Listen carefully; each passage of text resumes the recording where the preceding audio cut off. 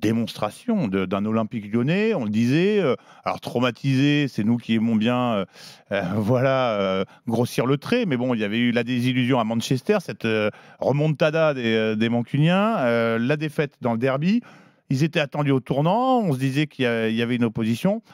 4-1, 3 buts refusés. Chaque fois qu'ils sont allés chez les Rennais, on a eu l'impression qu'ils pouvaient marquer. Impressionnant. Très franchement, j'ai pas trop de crainte pour eux par rapport à l'adversaire, parce que très franchement, tu les voyais s'imposer, oui. Bon, on y reviendra, mais c'est vrai par rapport à l'adversaire, parce que je pense que Rennes, franchement, cette saison n'est plus un concurrent pour ces équipes-là, en tout cas. En revanche, c'est vrai que fallait pour eux qu'ils réagissent mentalement, et c'est vrai que mentalement, et je le dis aussi grâce à la compo qui quand même fait la diff. Et d'ailleurs, c'est une compo avec, on va dire seulement 2 milieux en 4-2-3-1, avec certes Matic, mais franchement une compo offensive parce qu'ils avaient besoin de marquer le coup. Et en fait, on peut considérer maintenant que cette parenthèse terrible, le cauchemar Manchester Derby, n'était qu'une parenthèse. Parce que c'est vrai que ce Lyon-là, et là, dans la qualité de jeu, il faut reconnaître que dans les enchaînements ce soir, ils l'ont montré, c'est une équipe qui mérite d'être top 4 de notre championnat et sans doute peut-être même un peu plus. Là, je parle de l'effectif, de la qualité de jeu offensif, il n'y a rien à dire là-dessus. Encore faut-il que, à mon avis, quand même, tu joues ces matchs-là avec toutes tes forces vives. Moi, l'autre jour, quand je vois pour le derby, je sais bien qu'il y avait eu 120 minutes avant que tu te privais et de Fofana et de Thiago Almada. Pour moi, c'est compliqué. Après, voilà, à part l'offrande d'Almada pour Rennes, à aucun moment, même après ce but-là, tu as pu te douter à un moment donné de la supériorité de Lyon. Très, très gros match offensivement des Lyonnais. Damien, tu partageais pas forcément l'optimisme, la confiance que Flo nous raconte avant cette rencontre, mais si j'étais plus dans l'attente d'une réaction par rapport au derby surtout, parce que on l'a dit, mentalement ils étaient atteints avec ce qui s'était passé à Manchester, plus le derby perdu, les histoires autour du match qui reprend, voilà, on a eu beaucoup de pataquès tout autour, mais après c'était face à une équipe de Rennes qui n'a plus rien à jouer dans ce championnat et qui est plus en construction pour la saison d'après. J'avais pas forcément d'inquiétude, mais je me disais que voilà, tu vas jouer une équipe chez toi qui n'a plus rien à jouer, donc qui va être libérée. Et puis finalement, on est tombé sur Lyon. Et alors oui, offensivement, ils ont fait le spectacle et c'était très bien et ça a plu à tout le monde. Mais ils sont tombés contre une équipe de Rennes qui défensivement a quand même laissé beaucoup de largesse, a pas forcément opposé non plus une réelle force. Pour espérer quelque chose, on l'a dit au bout de 5 minutes, on s'est dit tiens, ils exercent un gros pressing, ça va être difficile pour Lyon. Puis finalement, tout a volé en éclats en un quart d'heure. Donc moi, je suis satisfait de voir la maîtrise après du match, surtout de Lyon, de la façon avec laquelle ils ont su gérer les temps forts et les temps faibles, le fait de mener très vite et puis de pouvoir positionner leur bloc et d'attendre finalement les Rennais et de pouvoir profiter des contres. Derrière, ça a donné le match que ça a donné. Tu l'as dit, avec 3 buts refusés aussi. Donc voilà, une énergie positive offensivement qui fait du bien et qui fait plaisir, surtout dans cette fin de championnat pour l'Olympique Lyonnais. On continue de débriefer cette belle victoire de l'OL 4-1 sur sa pelouse ce soir face au Stade Rennais. Auditrices, auditeurs, supporters lyonnais, supporters rennais, vous faites le 32-16. Venez réagir, venez échanger avec Flo et Damien, partagez vos impressions. Vous réagissez également sur la chaîne YouTube de l'Afterfoot. On est en direct tous les soirs, vous en prenez l'habitude. Messieurs, question simple. Alors Flo, tu as déjà en partie sous-entendu ce que tu comptais répondre, mais est-ce que ce Lyon était trop fort ? Est-ce que ce Rennes était trop faible ? En fait, Damien en a parlé. Quand tu regardes le but de la Casette, par exemple, que tu vois que Lyon a réussi à aspirer à ce point Rennes pour presque jouer un contre en première période et avoir une attaque à 4 contre 3. 5 même. 5 contre 3 même 5 contre sur cette 3. action-là en première période. Moi, si tu veux, je veux bien tout, mais à un moment donné, c'est compliqué, quoi. Si tu arrives dans un état comme ça, dans une construction défensive comme ça, côté Rennais, c'est quand même par rapport à un adversaire qui est fort, avec des joueurs très forts offensivement, très rapides. Oh, c'est chaud. J'ai même pas trop envie d'incriminer seulement les 3 de derrière. Non, c'est parce pas qu'ils que se ça. sont retrouvés, seuls. C'est pour ça que. Mais je veux pas non plus dénaturer la victoire lyonnaise. C'est-à-dire que ce soir, il s'est quand même passé un truc en qualité technique Je pense à Cherki, même s'il n'a pas été bon tout le match, à Malik Fofana qui est très très fort quand même, très rapide, qui fait qu'ils ont été bons, ils ont mis leur but, mais même Lacazette a été adroit. Il faut pas minorer ce qui s'est passé ce soir, et d'autant que ça va être pour eux capital. Quand tu vois que Monaco fait nul au Havre, eux, ils mettent 4-1, ils se remettent complètement dans la course, et ils ont, à mon avis, un effectif supérieur en plus à certains de leurs concurrents. Donc, franchement, Lyon ce soir marque un grand coup, mais c'est vrai que pour être tout à fait honnête, la façon dont Rennes, par exemple, a exercé ce pressing pendant un temps, mais j'ai jamais vu un pressing aussi court dans un match des Rennais depuis qu'à Habib Bey. Tu te dis, s'ils ne sont pas capables de faire plus long que ça, face à Lyon, ils vont exploser. C'est sûr que je ne voyais pas trop comment ils pouvaient s'en sortir. Ils n'ont pas de talent offensif. Tu vas me dire, est-ce que tu as vu les attaquants rennais ce soir? Tu l'as vu sur la première mi-temps, un Kalimwendo qui est venu très très bas chercher les ballons, alors que c'est pas forcément là où on l'attend. Altamari, il n'a pas touché de ballon quasiment sur les 45 minutes. C'est pas loin d'être un fantôme depuis derrière. Mais quand il est rentré, moi j'ai trouvé pas mal, parce qu'il a permis d'avoir justement, alors à la fois un peu de profondeur, mais aussi d'être capable de garder le ballon. Ludo Blas, on connaît sa qualité, donc on n'est pas surpris non plus de son entrée. Mais moi, ce qui m'a dérangé, et je te rejoins, c'est pas que les 3 défenseurs axiaux, parce qu'à un moment donné, quand tu arrives à être à 5 contre 3, c'est qu'il y a un problème quelque part. C'est plus sur les côtés où par exemple Truffert a été débordé un peu trop facilement et a justement permis ces décalages à la fois, à un moment donné, de voir un Brassier venir le couvrir et forcément de décaler tout le monde, et ils ont très mal géré les insertions des milieux de terrain adverses dans la profondeur. Et ça a été, je pense, peut-être un défaut aussi de l'équipe David Bey. Il faut dire les choses telles qu'elles sont. En fait, Truffert à Signon, bon piston, contre les équipes classées de la 11e à la 18e place. La vérité, c'est que Truffert à Signon, ce soir, ils ont mangé. Ça prend l'eau. Non, mais la vérité, c'est une question de niveau. Après, tu regardes le milieu de terrain. Seko Fofana. Énorme déception depuis qu'il est arrivé, mais il est plus ou moins qu'on annonçait un petit peu mieux ces derniers temps. Il est mieux, mais c'est lui qui perd le ballon sur le but de la Lacazette. Mieux, mais t'attends depuis le mois de janvier. Ensuite, et je peux te les énumérer comme ça, un par un. C'est pour ça que, si tu veux, c'est gênant. Quand t'as changé toute ton équipe à l'intersaison, t'as pas le même gardien. Tu sais que la défense, les 3, c'est pas les mêmes du tout qu'au début. Donc, t'es censé être meilleur. Mais après, c'est pour ça aussi que c'est bien que les hommes de Bey, ou en tout cas qu'Habib Bey ait pris les points qu'ils aient pris maintenant, et comme ça il peut construire aussi sur le futur, voir ce qui ne va pas, pouvoir travailler aussi. La question, c'est avec qui? Quand tu vois que c'est un gamin de 18 ans, qui, tu l'as dit, est le meilleur attaquant depuis 2 matchs. C'est-à-dire que Maïté est rentré, il a marqué, Maïté est rentré, il a fait passe D. Il y a des attaquants qui se sont révélés à 18 ans et qui ont fait des grandes carrières. Donc peut-être ça peut être aussi des millions, quand tu mets des salaires comme ils ont mis à l'intersaison, pour arriver à ce que finalement c'est le Maïté qui te sauve le truc, et Ludo Blas qui était recalé jusqu'à maintenant, qui te fait rentrer à mi-temps. Moi, je pense que sur la construction, c'est peut-être pas le grand sujet du soir, Rennes, mais pour la reconstruction, justement, il y a plus de boulot qu'on ne le croit. En tout cas, Habib Bey, il n'est pas comptable. Voilà, des choix qui ont été faits avant son arrivée. Il se débrouille avec ce qu'il a sous la main. Il a une meilleure équipe que ce qu'avait ses prédécesseurs. Certainement. Mais bon, ça a quand même énormément bougé. Damien fait bien de souligner quand même que donner un petit peu de confiance à des jeunes, dans une fin de saison où il n'y a plus grand-chose à jouer. Mais bon, malgré tout, ça ne va pas les empêcher d'avoir un petit réveil difficile a priori pour des Rennais battus, écrasés 4-1 ce soir par un séduisant Olympique lyonnais. On s'attendait quand même mieux à ces Rennais, de la part des Rennais ce soir, qui ont été transpercés sur quasiment chacune des occasions lyonnaises. On le rappelle, 4 buts validés, 3 buts refusés, pour des hors-jeux, mais ça ne dédouane pas les Rennais dans ces situations. Ce n'est pas les Rennais qui se sont arrêtés de jouer sur les buts refusés. C'est pour ça que ce qu'il faut dire quand même, c'est que je trouve que le changement tactique avec ce 4-2-3-1 et ces 2 milieux, Tolisso-Matic, et ce quatuor devant quand même qui a de la gueule, Cherki, Almada, Fofana, Lacazette, ou d'ailleurs Mikotadze qui entre, parce que la stat de Mikotadze est dingue d'ailleurs sur ses entrées en jeu, puisqu'il est décisif il est 5 fois décisif sur ses 5 dernières entrées en jeu. Donc c'est vrai que je crois que c'est 3 buts de passe D, et c'est vrai que là, cette équipe-là, avec cet équilibre-là, l'équipe justement qu'il n'avait pas dans le dernier match, ça change quand même la donne. Donc moi, j'ai critiqué Fonseca la semaine dernière parce que je trouve qu'il a raté lui aussi sa semaine. Bien sûr que les circonstances ont été terribles, mais il avait raté aussi sa semaine en termes à la fois de compo et de coaching. Mais là, je pense que ce soir, il a fait ce qu'il fallait. Il a pris son risque, entre guillemets, en disant ce match-là contre une équipe classée comme le Stade Rennais, on doit le gagner. On doit être les patrons. Et ils ont été les boss.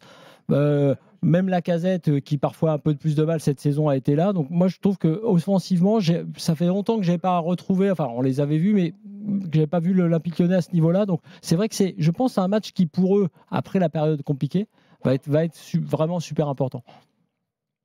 Rien à ajouter, mon cher Damien? Non, je suis d'accord. Et je l'avais dit, même d'ailleurs avant le match, j'avais dit que la composition de l'OL était offensive, qu'on aurait certainement des buts. Mais je trouve que voilà, il fallait une réponse de l'Olympique Lyonnais. Et je pense que Fonseca a fait sa composition d'équipe en fonction de ça aussi. Parce qu'il savait qu'il sortait d'une semaine très compliquée. Et il fallait du répondant tout de suite. Et moi, j'aime la façon dont ils jouent ensemble. Voilà, il ne suffit pas de poser 4 offensifs et de se dire, ils vont faire. C'est la façon dont ils jouent ensemble et le fait aussi derrière de répondre au travail défensif. Parce que quand on est Fofana, Cherki ou Almada, il faut aussi se taper le boulot défensif. Lacazette le fait parce que c'est un garçon qui aussi travaille pour l'équipe. Mais ces 3-là, il faut leur demander de travailler. Et ça, c'est pas non plus facile et chose, on va dire, acquise pour un entraîneur. Ouais, puis il y a 2 joueurs quand même qui, à mon avis... Ouais. Je vous coupe, messieurs, pardonnez-moi, Alexandre Lacazette en direct dans les travaux du Groupama Stadium. Offensivement, ça a été magnifique, Alex. Bon, 3 buts refusés pour des hors-jeux pas énormes, 4. D'ailleurs, toi, ça aurait pu être ton 200e, je pense que tu le sais. Bon, c'était quand même un festival offensif. Ouais, c'est bien parce que devant, on a tous été efficaces, impliqués. Mais je pense que ce soir, le travail défensif de l'équipe est à noter. Le coach nous le souligne souvent, mais je pense que ce soir, tout le monde a mis la pierre à l'édifice et en partant de Lucas jusqu'à moi.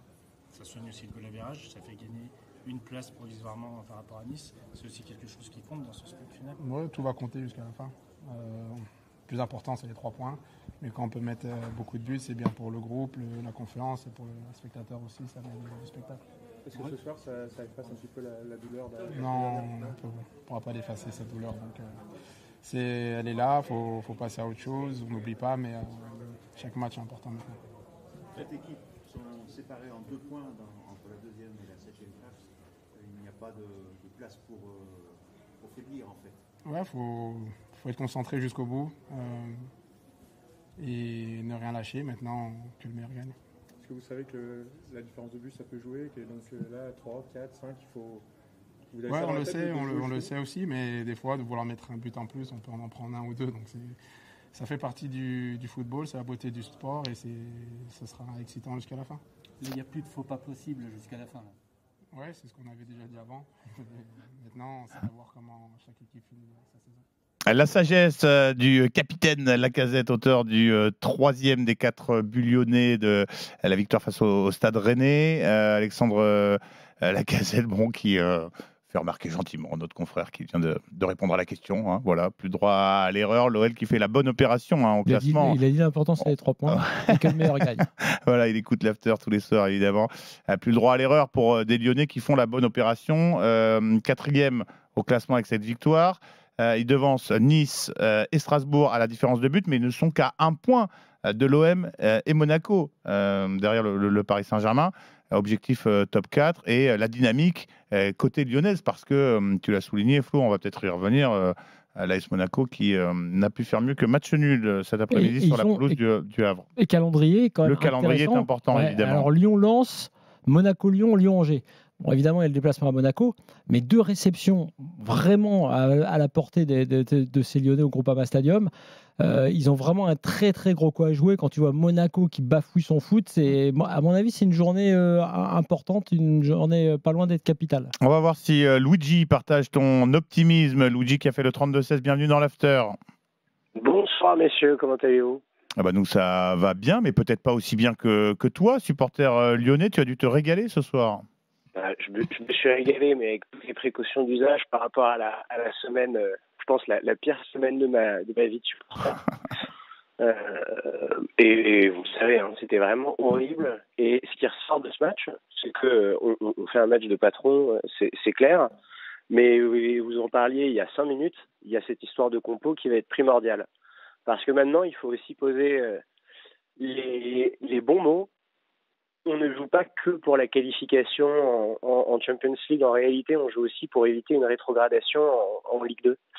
Et cette qualification en Ligue des Champions, de ce qui est sorti dans l'équipe ces derniers jours, de ce qu'on comprend des objectifs qui avaient été fixés par la DNCG, elle est vitale parce que sinon on ne va pas passer le cut. Donc là, il n'est pas question de faire la moindre erreur, mais c'est pas une question de qualif, c'est une question de survie. Et peut-être que certains journalistes sont alarmistes, certains journalistes nous inquiètent, mais là il y a un trou de 100 millions pour satisfaire les exigences de la DNCG. Et sans une qualif en Ligue des Champions, ça risque d'être très compliqué à combler. Et pourquoi je vous dis ça ? C'est parce que là, Fonseca, enfin, a fait la compo que tous les supporters lyonnais attendaient. Quand je vous dis qu'on est unanime, que ce soit sur les réseaux sociaux, que ce soit au stade, c'est à tout prix cette composition qu'il va falloir aligner à chaque match. La compo, du moins le système. Parce qu'il a l'avantage de pouvoir tourner au milieu, éventuellement, sur les deux du milieu. Matic pour Tessman, peut-être ? Oui, voilà, selon la forme. Parce que Matic, 90 minutes, 3 fois, là, je ne suis pas certain. Et puis Mikotadze qui peut démarrer à la place de Lacazette, il l'a prouvé de temps en temps. C'est plutôt le système, effectivement, mais tu as raison. Je te soutiens, je te suis.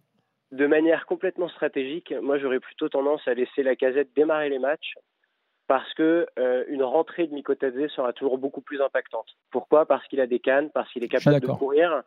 Alors que Lacazette, si tu le fais rentrer, tu vas être bloqué. Lui, c'est beaucoup de dos au jeu sur un bloc qui va être a priori très bas si tu dois courir après le score.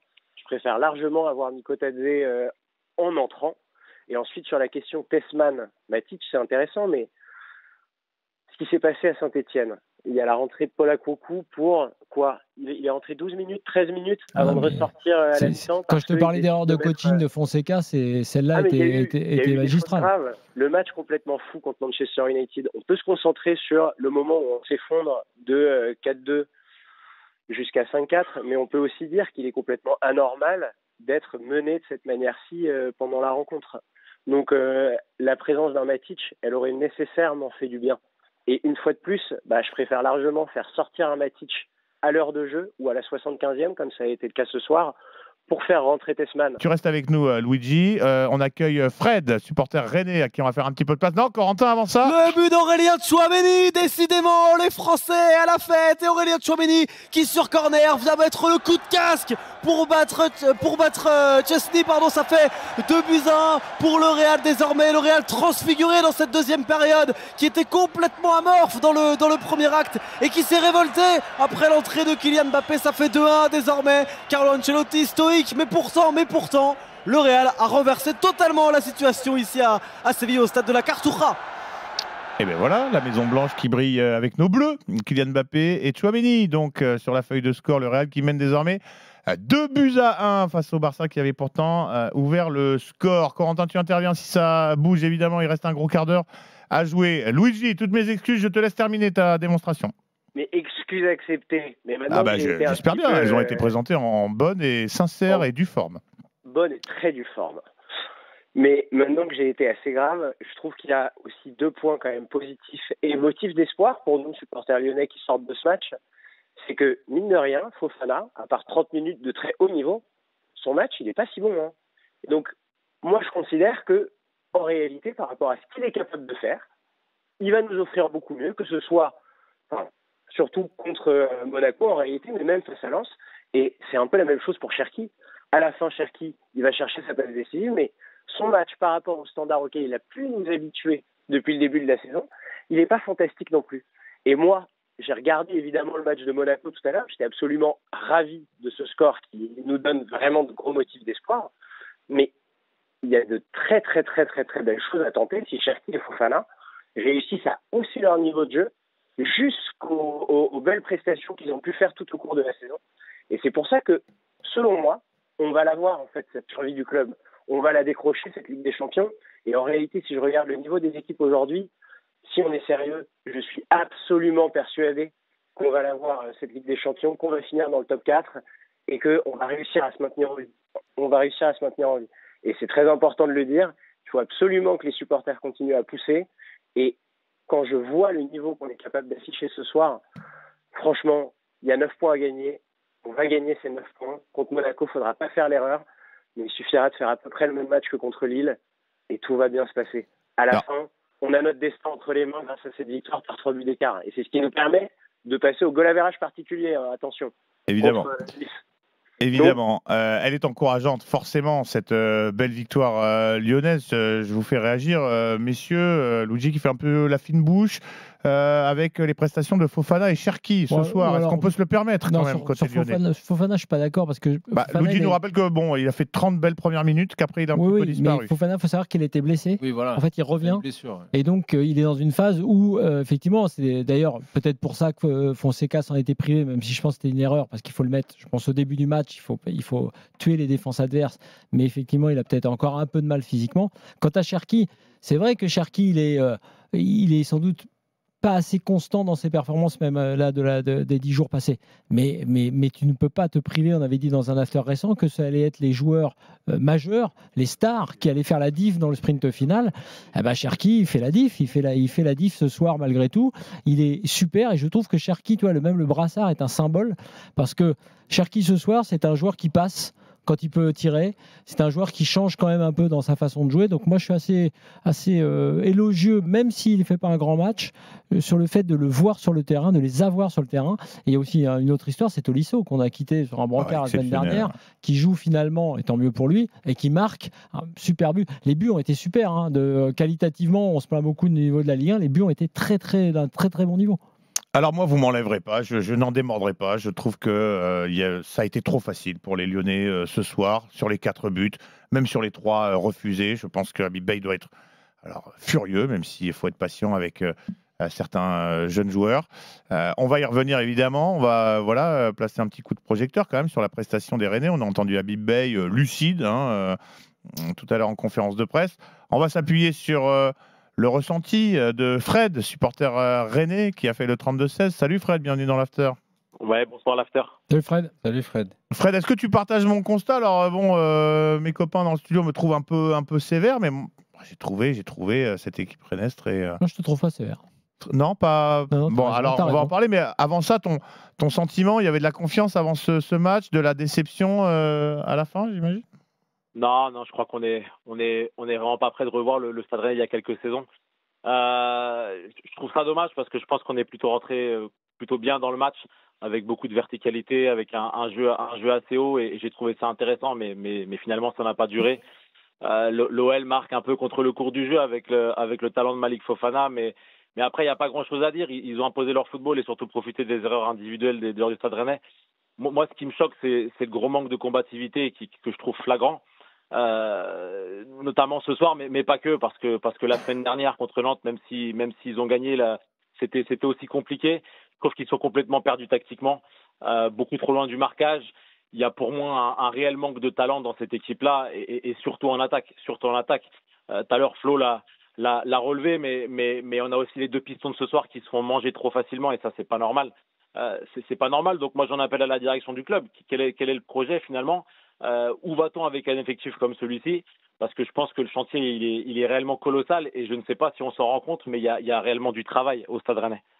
Flo, qu'est-ce que tu réponds à Fred, toi qui traîne un petit peu dans les environs de Rennes? Non, mais c'est une question fondamentale parce que Rennes a raté son intersaison. Rennes a les moyens de tout changer à l'hiver. Ce qu'ils ont fait, tu récupères Rouault, Brassier, Fofana, Samba. Tu as la chance d'avoir, grâce à Beye aussi, qui tout de suite remet des jeunes dans le circuit. Tu fais revenir Jacquet, tu mets Meïté, OK, donc tu as des joueurs, tu as une nouvelle dynamique, tu as un nouveau coach qui est apprécié à Rennes, d'ailleurs, en général en ville. Mais le problème, effectivement, c'est que cette machine à laver, ces changements incessants, ce directeur sportif qui part, ce directeur sportif qui est arrivé l'été dernier, ces changements de gouvernance à tout moment, tout ça ne peut pas durer. Si le Stade Rennais ne résout pas ce problème, qui est plus un problème finalement de gouvernance, parce que c'est pas les joueurs au départ qui sont en cause. Les joueurs, on les a fait venir. Après, certains, on les a remis dans un charter pour les faire partir, les Grönbeck et compagnie. Maintenant, on en remet d'autres. Et puis, on leur dit, voilà, c'est à vous d'assumer tout ça. Très bien. On met des gros salaires, on met beaucoup de moyens. Maintenant, il faut que les dirigeants se remettent en question. Si tu veux construire quelque chose, comme tu l'as fait ces dernières années, tu peux le faire. Tu as les moyens de le faire. Il y a un public fidèle, il y a tout ce qu'il faut. Mais là, en ce moment, tout le monde est paumé. Et c'est dur pour des joueurs, notamment des plus jeunes, de s'imposer dans une équipe comme ça qui n'a pas de certitude. Donc là, Bay, il a amené quelque chose, c'est la volonté de mettre en place une équipe qui presse, qui travaille jusqu'à présent. C'est ce qui a manqué ce soir, il avait raison, Fred. Il a manqué ce soir l'âme un peu qu'on avait redécouverte avec le Stade Rennais. Maintenant, il manque de la qualité. Il a manqué de l'agressivité aussi. De l'agressivité. De l'agressivité parce que je pense que là, pour te dire, c'est un peu terrible. Comme tu le disais tout à l'heure, il ne joue plus rien. Et là, ça se sent dans ces matchs-là. Après, le problème, c'est que si tu fais ça, tu fausses la fin du championnat. Et ça, c'est un peu. Non, mais même inconsciemment, je pense qu'il y a un peu de ça. Mais après, il y a d'autres choses. Et là, c'est le niveau des joueurs. Il y a certains joueurs, tu ne peux pas jouer avec une attaque comme ça. Tu ne peux pas jouer avec Kalimundo Tamari au Stade Rennais si tu veux jouer et disputer une Coupe d'Europe, enfin, jouer une qualif en Coupe d'Europe. Donc, il y a vraiment un gros travail à faire. Et il ne suffit pas. C'est quelque part une leçon. Il ne suffit pas, par rapport aux voisins brestois, il ne suffit pas de dire on sort le chéquier au mois de décembre, on change tout et ça va marcher. C'est pas aussi simple que ça. Bon, est-ce qu'on n'en demande pas trop à Habib Beye quand même, Pour aller dans la défense d'Habib Beye, c'est qu'il fait avec ce qu'il a. Pour rejoindre Flo, je pense qu'il y a besoin de stabilité, mais il y a besoin que la direction t'apporte la sérénité. Il parlait des jeunes joueurs qui ont du mal. C'est très important de voir que ton club, ou en tout cas ceux qui le gèrent et ceux qui sont au service en tout cas de mettre le bien autour de cette équipe-là, soient déjà dans la sérénité de travail. Et pour ces jeunes joueurs, quand il n'y a pas cette visibilité-là, c'est compliqué pour bien travailler, pour pouvoir progresser. Après, ils font penser un peu à un club de championship. Quand tout va mal, on sort 8 joueurs, on en ramène 8 parce qu'on change d'entraîneur et on ramène un directeur sportif. C'est un peu ce que vit le Stade Rennais. Là, je pense qu'ils ont trouvé un entraîneur qui est jeune, qui a des bonnes idées, qui a un bon discours et qui passera très bien avec les plus jeunes joueurs notamment.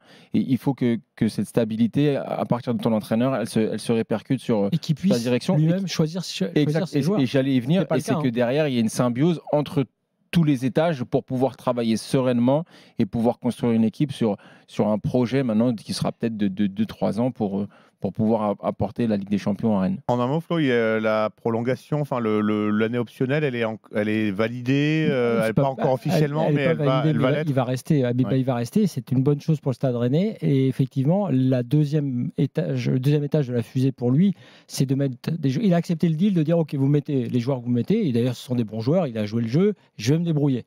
Maintenant, c'est à lui d'imposer sa force. C'est pas facile à Rennes, ça a l'air facile, ça l'est pas tant, de dire maintenant j'ai besoin de ça, ça et ça.